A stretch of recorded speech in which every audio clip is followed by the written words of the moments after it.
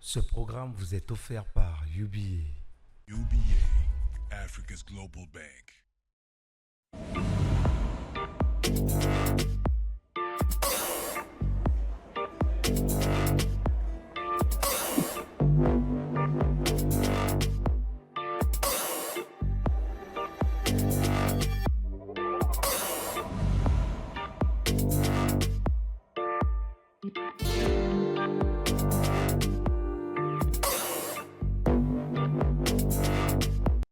Bienvenue dans Écho de l'écho, votre rendez-vous incontournable pour décrypter les dynamiques économiques et révéler, entre autres, les leviers du succès entrepreneurial. L'entrepreneuriat est bien plus qu'une aventure individuelle. C'est un cheminement où l'interconnexion joue un rôle crucial. Au cœur de cette dynamique, le réseautage se révèle être un moteur puissant, capable de propulser une idée brillante vers des sommets inattendus. Créer donc une entreprise serait comme construire un édifice. Vous pouvez avoir les meilleures fondations, c'est-à-dire une vision claire, un plan d'affaires solide et des compétences techniques affûtées, mais sans les bons matériaux, les murs resteraient fragiles. Ces matériaux, ce sont les relations. Chaque personne que vous rencontrez, chaque échange que vous initiez devient une brique dans votre édifice entrepreneurial. Alors, comment exceller dans cet art du réseautage? Comment bâtir des relations solides et fructueuses? Quels outils et approches privilégier à l'heure du digital? Et surtout, comment transformer un réseau en véritable moteur de croissance pour votre activité? Pour répondre à toutes ces questions, nous allons recevoir dans un instant Roger-Philippe Eteno. Il est entrepreneur et président de l'association ABJA, entendez agir pour une jeunesse autonome.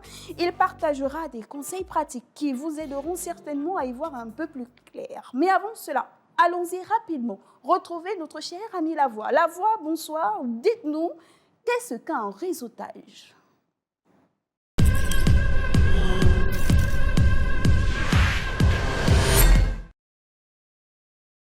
Bonsoir à tous. Le réseautage est une pratique largement répandue dans le monde des affaires, mais il peut être difficile de le définir précisément.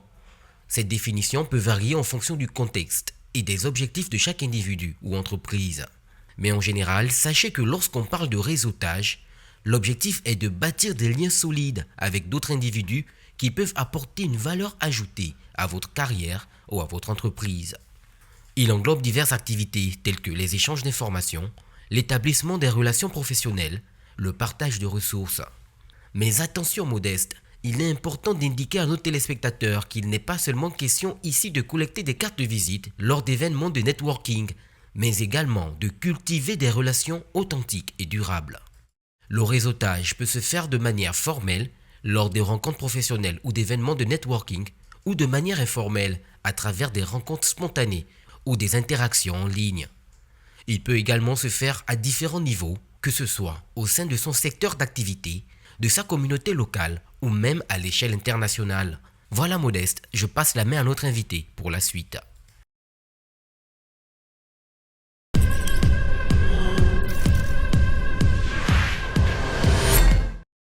Merci à vous, mon cher ami Lavoie. Alors, nous sommes de retour sur le plateau avec notre invité. Je réitère encore, monsieur Eteno. Vous êtes Roger-Philippe Eteno. Oui, c'est bien Voilà. ça. Vous êtes salarié entrepreneur. Exactement. Il faut préciser. Oui, il faut bien préciser. Mais également et surtout président de l'association ABJA, qui est Agir pour une jeunesse autonome. C'est bien ça. Bien, Bon. vous avez écouté avec nous la voix.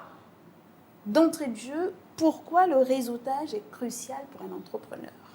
Alors, l'entrée de jeu, pourquoi le réseautage est important, voire crucial, comme vous venez de le dire, c'est surtout en reprenant une phrase très importante d'un proverbe africain qui dit que si tu veux aller loin, il faut aller ensemble. Si tu veux aller vite, il faut aller seul.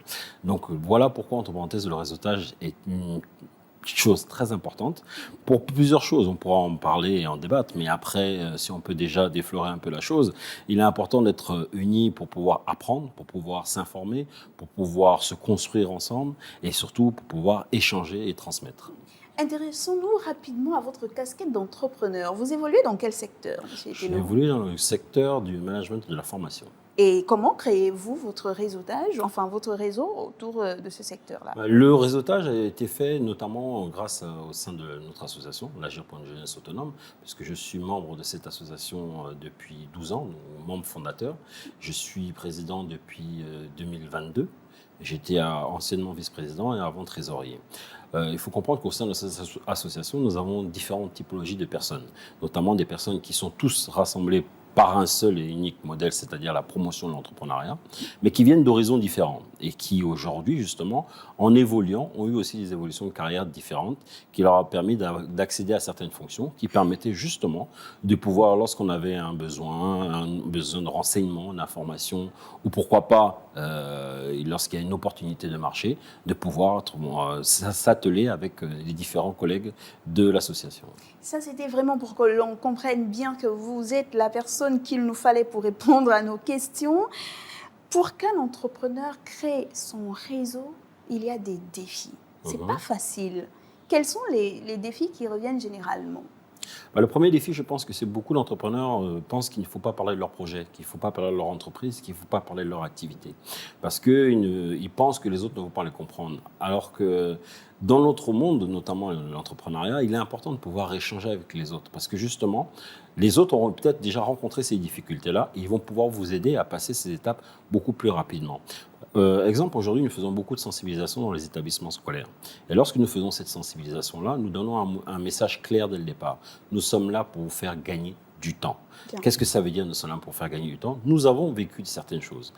Chacun d'entre nous a une expérience différente, mais au final, c'est une expérience entrepreneuriale, donc qui permettra réellement de pouvoir résoudre et répondre aux questions des différentes personnes pour éviter de perdre du temps, tout simplement. Après, pour construire son réseau, il faut être ouvert, donc avoir un esprit ouvert. Il faut être avenant. Il ne faut pas rester dans son coin et être trop timide. Après, il faut aussi choisir les personnes qui ont les mêmes valeurs que vous. Parce qu'on ne rentre pas dans un réseau pour rentrer dans un réseau, parce qu'on veut, entre parenthèses, se faire connaître. Si les valeurs ne vous correspondent pas, je vous conseillerais fortement de ne pas y aller. Vous allez principalement là où, entre parenthèses, vous avez les mêmes valeurs, ce qu'on appelle un partage de valeurs, un partage d'idées, et qui permettra résolument de pouvoir, entre parenthèses, s'entendre. Généralement, dans la vie, c'est comme quand on commence à l'école primaire, au collège, au lycée, à la faculté, on se balade avec des personnes qui nous ressemblent, d'accord ? Qui ont les mêmes aspirations. Et vous comprenez que bien souvent, par exemple, les premiers de la classe, généralement, se baladent avec les premiers de la classe.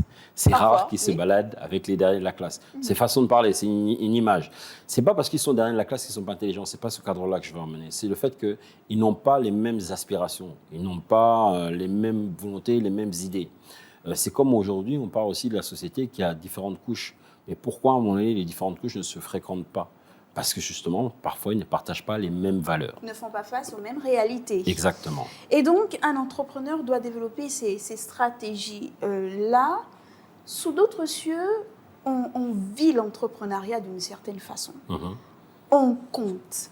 Il y a des associations d'entrepreneurs, des forums d'entrepreneurs. Les réseaux sont présents. Il y en a tellement qui se créent tous les jours. Quel regard vous portez sur tout ce qui concerne le réseautage autour de l'entrepreneuriat au Gabon? Alors, il faut ramener les choses et dire l'association Agir pour une jeunesse autonome n'est pas une association entrepreneuriale. C'est une association qui promeut l'entrepreneuriat avec en son sein des entrepreneurs, des porteurs d'idées, des étudiants, des enseignants, des travailleurs. D'accord ? Maintenant, des véritables associations d'entrepreneurs, il y en a très peu, en fait. Pour la seule bonne raison que c'est pas culturellement au Gabon, on n'aime pas partager ce genre d'expérience. Et justement, on a du mal à dire, moi je vis telle difficulté, mais on se pose la question, quel est le regard de l'autre? En fait, il faudrait comprendre qu'une association d'entrepreneurs, c'est comme les associations des alcooliques anonymes. C'est un endroit où on vient pour pouvoir s'ouvrir et dire clairement ce qui ne va pas et aussi ce qui va. Parce que nous, on a tendance, entre parenthèses, à toujours montrer la réussite, ce qui va bien, ce qui marche. Mais on préfère cacher les différents échecs et autres, alors que c'est ça qui est important. Qu'est-ce qui construit un entrepreneur? Mais c'est justement cette succession d'échecs qui va faire que, d'échec en échec, il va surmonter ça parce qu'il aura compris comment les surmonter pour arriver à ce qu'on appelle la réussite. Et plus nous serons nombreux à pouvoir être sur la place et pouvoir discuter et échanger de ce genre de problèmes, mieux ce sera. Comment on fait alors dans ce cas pour créer un écosystème où l'entrepreneur y est inclus, où il se retrouve, où il discute, où ce qu'il dit est pris en compte? Comment on fait pour créer cette place-là concrètement? Il y a une expression qui dit « tout ce qui est fait sans nous est fait contre nous ». D'accord? Beaucoup de choses sont faites dans ce pays pour la promotion de l'entrepreneuriat, mais ne sont pas faites réellement avec les acteurs.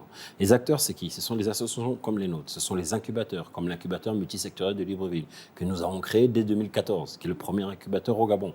Ce sont la Direction générale des PME, le ministère du Commerce et des PME, l'ANPI, l'OGAPI, avec qui nous avons signé un partenariat il y a très peu de temps. C'est tout cet écosystème-là qui doivent fonctionner ensemble et en synergie, et qui doivent se parler et s'écouter. Aujourd'hui, le problème, ce qui se passe, c'est que beaucoup font des choses chacun dans son coin. Résultat des courses, où est la place de l'entrepreneur là-dedans? Il a du mal à trouver sa place.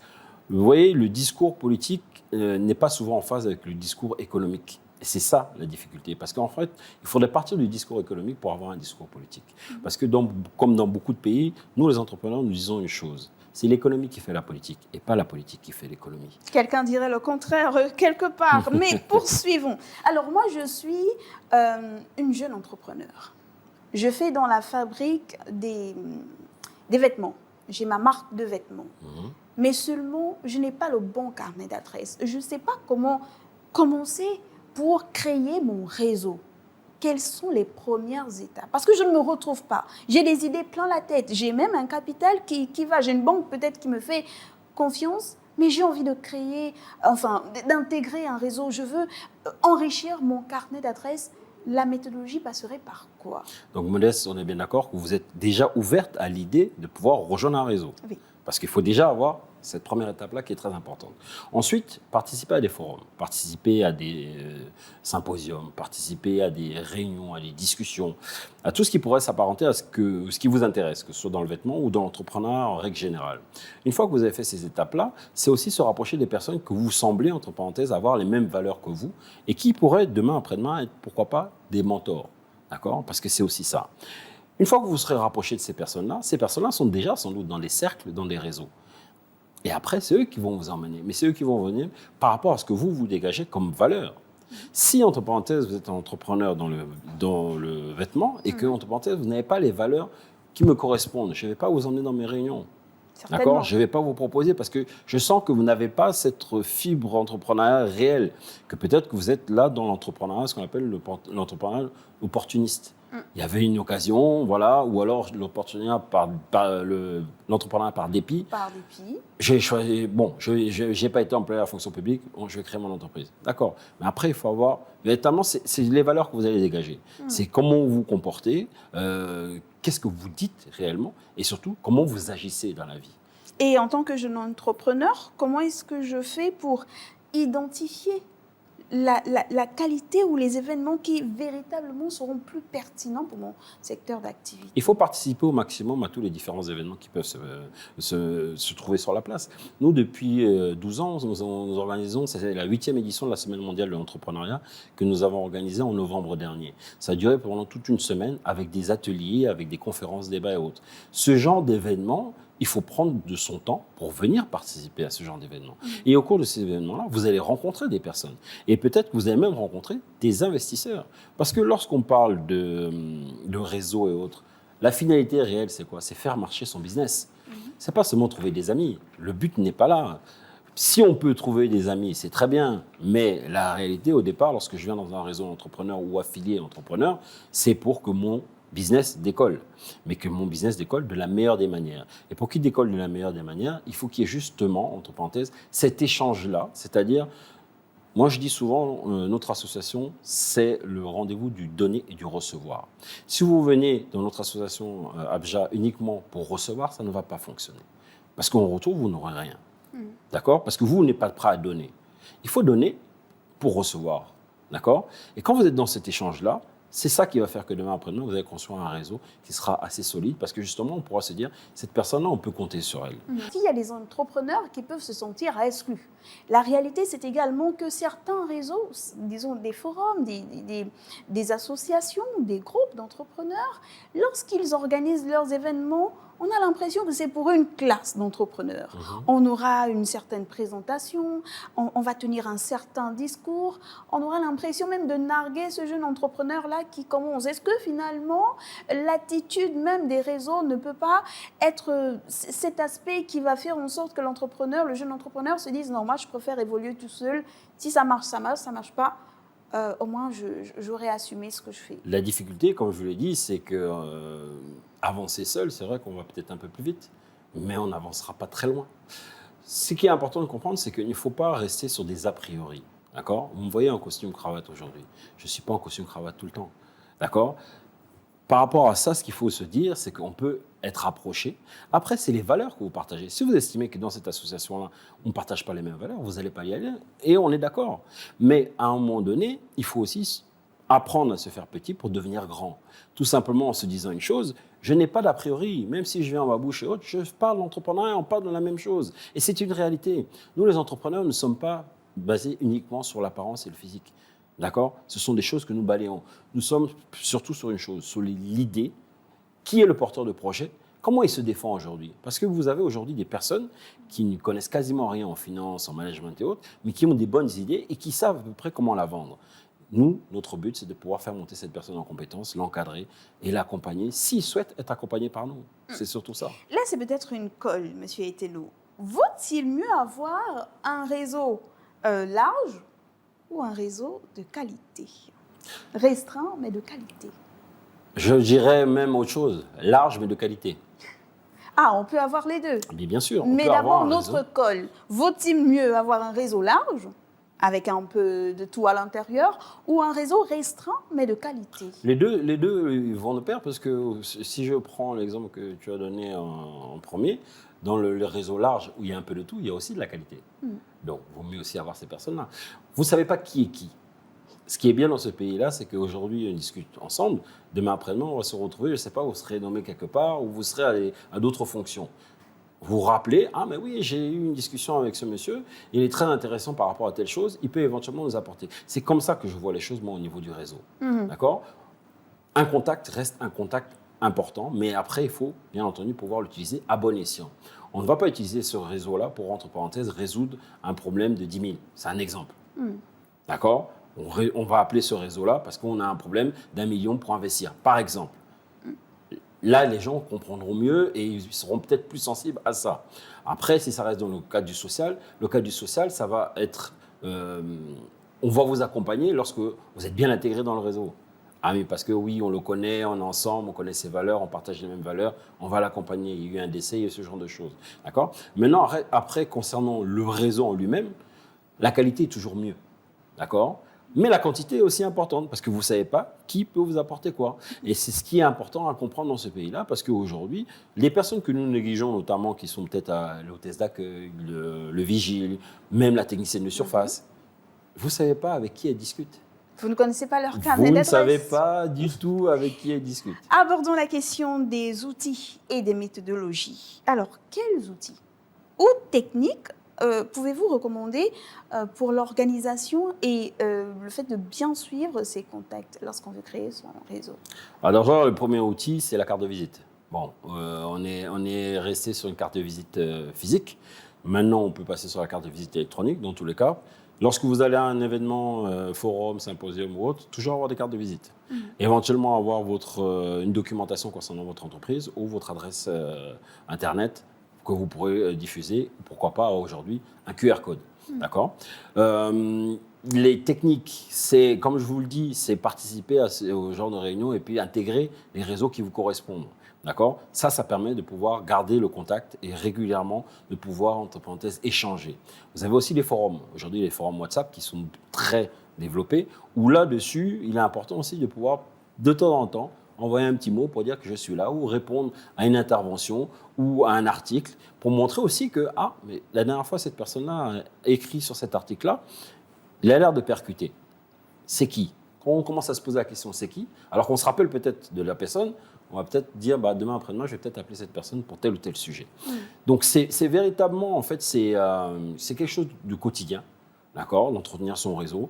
Faut pas se dire j'appelle une fois tous les 6 mois. Non, ça marche pas.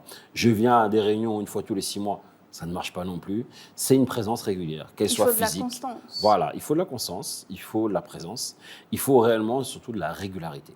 Et cette méthodologie-là s'adapte, elle est la même pour tous les secteurs d'activité, que ce soit l'agriculture, disons les services, Bien sûr. l'esthétique. On garde la même méthodologie. Bien sûr. Par exemple, aujourd'hui, il y a le premier réseau que vous devez faire, quel que soit le secteur où vous êtes, c'est de vous mettre avec d'autres personnes qui font dans le même secteur que vous. Les agriculteurs doivent se mettre avec les agriculteurs parce qu'ils ont leurs difficultés, ils ont leur réalité, ils ont sorti leurs solutions. Les personnes qui sont dans les instituts de beauté, c'est pas la guerre, on n'est pas concurrentes. D'accord? Mais on doit pouvoir essayer de pouvoir évoluer ensemble, de pouvoir échanger et discuter sur les réalités. Elles ont des réalités. La preuve en est aujourd'hui dans un institut de beauté, il y a 2 ou 3 personnes qui ont travaillé chez vous. 6 mois plus tard, elles vont travailler chez l'autre. Bon, maintenant, si vous êtes toujours en rivalité et n'essayez de ne pas comprendre ce qui va se passer, il y en aura toujours un qui va, entre parenthèses, rester sur le carreau. Et voilà. Donc, c'est important, moi je pense, de pouvoir construire son réseau à son niveau au départ. Déjà, son premier réseau, c'est sa famille, d'accord? Parce que lorsque vous allez au mariage coutumier, si vous n'avez pas de réseau en tant que famille, vous allez aller seul, d'accord? Et ça, c'est un peu dommage, parce que le mariage coutumier, c'est le mariage de 4 familles. Donc il y a ça. Ensuite, vous avez le second réseau, c'est éventuellement les personnes avec qui vous travaillez au quotidien, donc vos collègues, vos collaborateurs. Ensuite, vous allez au réseau supérieur, qui est le réseau éventuellement de la corporation, d'accord, du secteur dans lequel vous évoluez. Et après, éventuellement, d'autres réseaux qui peuvent correspondre ou des associations parallèles. Prenez des associations qui luttent, par exemple, pour, je sais pas, pour les enfants contre la drépanocytose. À l'intérieur, il y a des personnes qui viennent d'horizons différents. Ils peuvent être aussi intéressants dans ce cadre-là, mais aussi en dehors. Parce que justement, le fait de pouvoir échanger, de pouvoir avoir un réseau assez large, comme vous le disiez tout à l'heure, permet à chaque fois que moi j'ai un besoin ou un problème, de pouvoir trouver la solution auprès de une des personnes qui se retrouvent dans mon réseau. Voilà, parce que l'offre est diversifiée. Exactement. Et donc, réseautage digital, est-ce qu'il est aussi efficace qu'en présentiel? Le réseautage digital, on va l'assimiler au réseau WhatsApp, par exemple, dans les forums. C'est bien d'être présent, mais c'est bien aussi de pouvoir échanger et discuter. Si vous faites partie de la majorité silencieuse, comme je le dis souvent dans les différents forums, bon, c'est bien, on sait que vous êtes là, mais à un moment donné, on vous oublie quand même.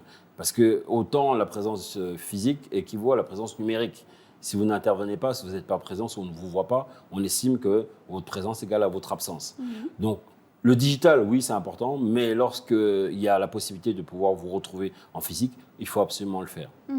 Et comment est-ce que le numérique aujourd'hui impacte justement la création de ce réseautage-là? Comment est-ce qu'un jeune qui est très connecté sur les réseaux sociaux, parce que c'est ça la réalité, on a par exemple la vente en ligne, il y a beaucoup de jeunes qui se lancent dans la vente en ligne, le e-commerce, même s'il faut véritablement encadrer ce e-commerce-là et avoir un peu plus de formation, mais comment est-ce que le numérique vient impacter la création de réseaux? Comment en tirer profit aussi? En tirer profit, c'est éventuellement suivre par exemple sur LinkedIn, qui est un réseau social professionnel, suivre les personnes qui correspondent à vos valeurs.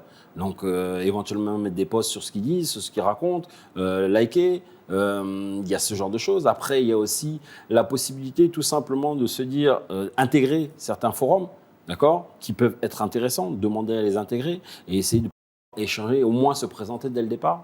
Et de temps en temps, si vous avez une activité commerciale ou professionnelle, de pouvoir dire « Ah, j'étais à l'entreprise, j'étais à l'activité, si vous avez un besoin ». C'est ça qu'il faut faire en fait. Il faut être vivant. Dans le réseau, il faut être vivant. Donc, mais après, on a peur aussi de passer pour un opportuniste. Comment ne pas passer pour un opportuniste lorsqu'on cherche à créer son réseau? c'est comme pour tout. Faut se limiter à la porte, entre parenthèses, du harcèlement. Il ne faut pas devenir un harceleur. Ce qu'on appelle un stalker en anglais. Il faut véritablement se dire une chose, un message 1 fois par semaine ou 2 fois par semaine, c'est suffisant. Mais ce n'est pas 10 messages par jour, d'accord, pour parler de son entreprise. Quand vous devenez, entre parenthèses, trop présent chez quelqu'un, la personne, c'est bien, il se rappelle de vous, mais à un moment donné, vous le gênez un peu. Il ne faut pas le gêner. Il faut simplement se dire que, coucou, je suis là, j'existe. Bien. Avant de nous séparer, la question de l'internaute, c'est celle d'Evrard. Il écrit depuis la ville de Lyon. Nous sommes en France. Alors lui, il fait cette remarque. Il dit, bien que le réseautage présente de nombreux avantages, il est important de reconnaître qu'il peut également comporter des désavantages. L'un des principaux désavantages est le temps et l'énergie nécessaires pour entretenir son réseau et ses contacts. Qu'en pensez-vous? Je suis partiellement d'accord avec ce qu'il dit parce que le temps, il se prend. D'accord. Et le temps, il se prend sur le temps que justement, entre parenthèses, on a mis à disposition pour. Il faut savoir être organisé et compartimenter dans sa vie. Et à un moment donné, se dire, par exemple, les réseaux sociaux, on peut le faire 15-20 minutes le matin, 15-20 minutes le soir. On a pris le temps. D'accord. Au final, ça fait quasiment 1 heure si on comptabilise. Donc, je pense qu'il faut simplement prendre le temps. Après, bien entendu, on n'est pas là tout le temps pour pouvoir montrer que je suis présent. C'est simplement montrer que je suis vivant. Pensez à moi lorsqu'il y aura éventuellement une opportunité. Et si vous avez même besoin de moi, je suis aussi là. Parce que c'est ça, le donner et le recevoir. Et rapidement, rappelez-nous le but de l'association Abja. L'association Agir pour une jeunesse autonome qui a été créée en 2013, d'accord, nous avons fêté nos 10 ans donc, en 2023 au cours d'un forum. Cette association a 12 ans le 25 janvier. Cette association se veut être pour la sensibilisation et la promotion de l'entrepreneuriat auprès du plus grand nombre. Au départ, c'était principalement auprès de la jeunesse. Aujourd'hui, nous avons diversifié et nous allons vers le plus grand nombre, notamment les personnes salariées entrepreneurs comme moi, les personnes qui font partie sans doute à la retraite ou qui sont retraitées, ou des personnes qui sont à la recherche d'un emploi, qu'on sensibilise pour dire quelles sont les réalités de l'entrepreneuriat. Parce que comme je le dis souvent, l'entrepreneuriat est fait pour tout le monde, mais tout le monde ne peut pas faire de l'entrepreneuriat, surtout s'il n'est pas accompagné dans un réseau comme l'Abja. Entrepreneuriat, comment exceller dans le réseautage, c'est la thématique que nous abordons, que nous avons abordée en cette première partie avec monsieur Roger Philippe Eteno. Je rappelle que vous êtes salarié entrepreneur, mais aussi et surtout le président de l'association Abja, Agir pour une jeunesse autonome. On se retrouve pour la seconde partie de cette thématique, très intéressante. On va laisser aux téléspectateurs le temps de poser leurs questions. Je suis sûre que ces questions-là sont nombreuses. Merci d'avoir répondu à notre appel. Merci Modeste. Alors, notons que réussir dans le monde des affaires ne repose pas uniquement sur une idée brillante ou une gestion rigoureuse, mais aussi sur la qualité des relations que l'on crée. Le réseautage n'est pas seulement une opportunité, c'est une stratégie incontournable, comme nous l'a dit notre invité, pour identifier des opportunités, renforcer sa crédibilité et accélérer la croissance de son entreprise. Rassurez-vous, nous nous retrouvons bientôt pour la deuxième partie de notre thématique. En attendant, n'oubliez pas que le temps de la réflexion est une économie de temps. Au revoir.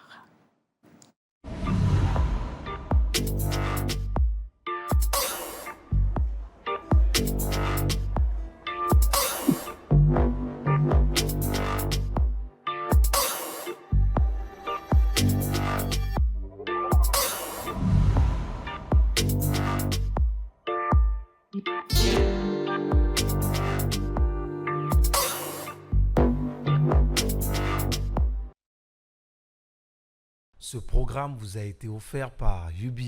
UBA, Africa's Global Bank.